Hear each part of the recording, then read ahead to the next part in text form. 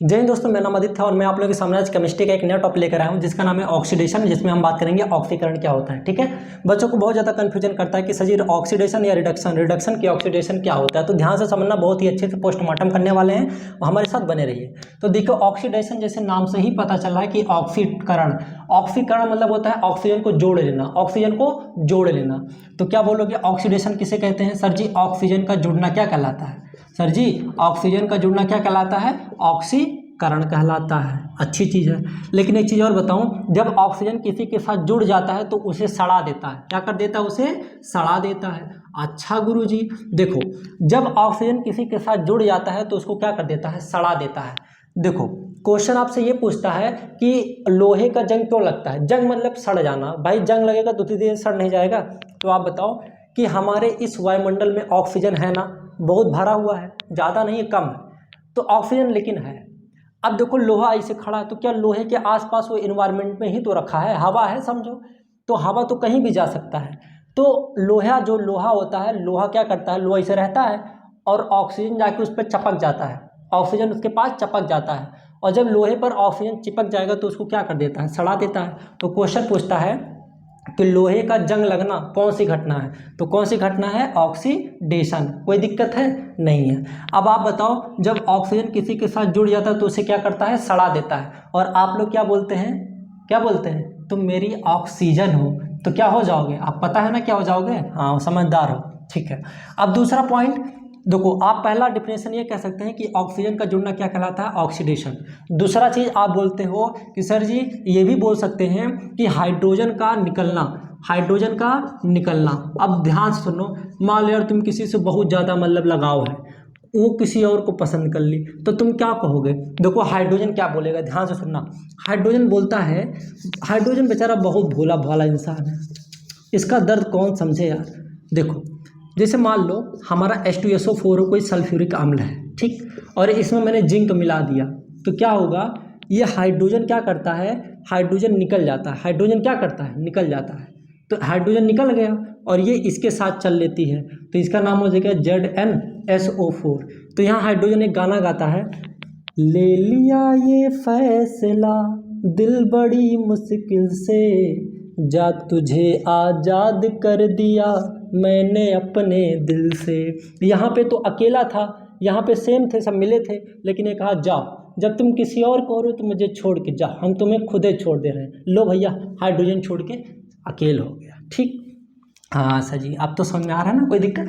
देखो, गाने का मतलब यही सब है। जो गाना वाना बनाते हैं ना वो बहुत पढ़े लिखे होते हैं, तो जो गाना वाना बनाया जाता है ना बाबू, वो केवल इसी के लिए बनाया जाता है, केमिस्ट्री के लिए बनाया जाता है। कोई दिक्कत है? नहीं है। हाँ, आप लोग कितने अच्छे हो। देखो, अब तीसरा बात करते हैं। देखो, तीसरा बात होता है कि इलेक्ट्रॉन का निकलना, इलेक्ट्रॉन का त्याग देना। अच्छा सर जी, ये क्या होता है? इलेक्ट्रॉन का त्याग देना मतलब क्या होता है? अच्छा गुरु जी, देखो, इलेक्ट्रॉन मतलब ही होता है निगेटिव। इलेक्ट्रॉन मतलब क्या होता है? निगेटिव। और प्रोटॉन मतलब क्या होता है? पॉजिटिव। तो यहाँ पे आप ये समझिए कि माइनस और प्लस को आप ऐसे समझिए कि माइनस मतलब होता है कमी। अगर आप कमज़ोर हैं, आपके अंदर बुराई है, तो आप बोलेंगे माइनस।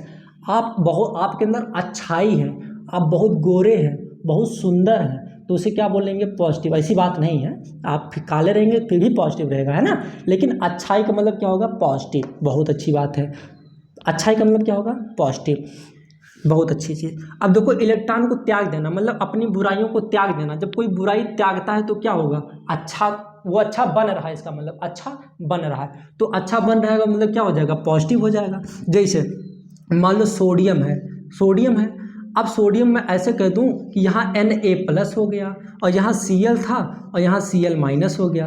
अब मैं आपसे पूछ लूं कि बताओ इनमें से कौन सा ऑक्सीडेशन है, कौन से इलेक्ट्रॉन को त्याग रहा है? तब आपको पता नहीं है सर जी इसके पास इलेक्ट्रॉन कितना है। तो अगर देखो, 118 तत्व है ना, 118 तत्व को अगर रैंडम कोई भी एलिमेंट लिख दूं, कोई भी परमाणु लिख दूं, जैसे hydrogen, helium, lithium, barium, boron, carbon, nitrogen, कुछ भी लिख दूं, तो उसका ऑक्सीडेशन नंबर कितना होता है? 0। कितना होता है? 0। लेकिन ऐसे लिखा हुआ है तब, अगर ऐसे लिखा हुआ है तब उसका ऑक्सीडेशन नंबर कितना होता है? 0। पूरे पीरियोडिक टेबल में कोई भी एलिमेंट उठा के इसे रख दूं, हाँ, लेकिन ऐसा मत लिखना, ऐसा मत लिखना, क्योंकि ऐसा पीरियोडिक टेबल में नहीं है। अगर आप ऐसा लिखते हैं तो इसका ऑक्सीडेशन नंबर कितना हो जाता है, 0। तो आप बताओ इसका ऑक्सीडेशन कितना है, 0। मतलब अभी देखो इसके अंदर ना कोई अच्छाई है ना कोई बुराई है, लेकिन ये प्लस हो गया, ये क्या हुआ, प्लस हो गया। तो बताओ ये इसका मतलब कि सर जी इसके अंदर कुछ भी बुराई था वो त्याग दिया। बुराई को त्याग देना क्या कहलाता है, इलेक्ट्रॉन को त्याग देना। इलेक्ट्रॉन को त्याग देना क्या कहलाता है, ऑक्सीकरण कहलाता है। कोई दिक्कत नहीं है। सर जी ये देखो इसके पास 0 था और 0 से माइनस हो गया, तुम बताओ 0 से था, है ना, तो कुछ 0 बड़ा है कि माइनस, सर जी 0 बड़ा है, तो 0 से माइनस हो गया, मतलब और गरीब हो गया, और बुराई उसके अंदर आ गई। और यहाँ सर जी उसके अंदर कम बुराई थी लेकिन उसने त्याग दिया, इसलिए वो पॉजिटिव हो गया, सुंदर हो गया। कोई दिक्कत है नहीं है। हाँ, तो आप ये किसका एग्जाम्पल है, ये ऑक्सीडेशन का है, लेकिन ये ऑक्सीडेशन का एग्जाम्पल नहीं है। ठीक है, कोई दिक्कत यहाँ तक नहीं है। अच्छा, अब बच्चों को बहुत ज़्यादा कन्फ्यूजन क्रिएट करता है कि सर जी आप ये बताइए, हमको ऑक्सीडेशन तो बता दिए, सर जी रिडक्शन बता दीजिए। तो रिडक्शन जस्ट इसका उल्टा होता है, ध्यान से सुनना। जब ऑक्सीडेशन आ गया तो पिक्चर में आता है रिडक्शन। भाई देखो उसका पड़ोसी हमेशा आता है। रिडक्शन क्या होता है, ध्यान से सुनना। रिडक्शन मतलब होता है जैसे ये ऑक्सीडेशन था तो सेम इसका उल्टा क्या हो जाएगा, रिडक्शन। जैसे यहाँ ऑक्सीजन का जुड़ना ऑक्सीडेशन, तो ऑक्सीजन का निकलना क्या हो जाएगा, रिडक्शन।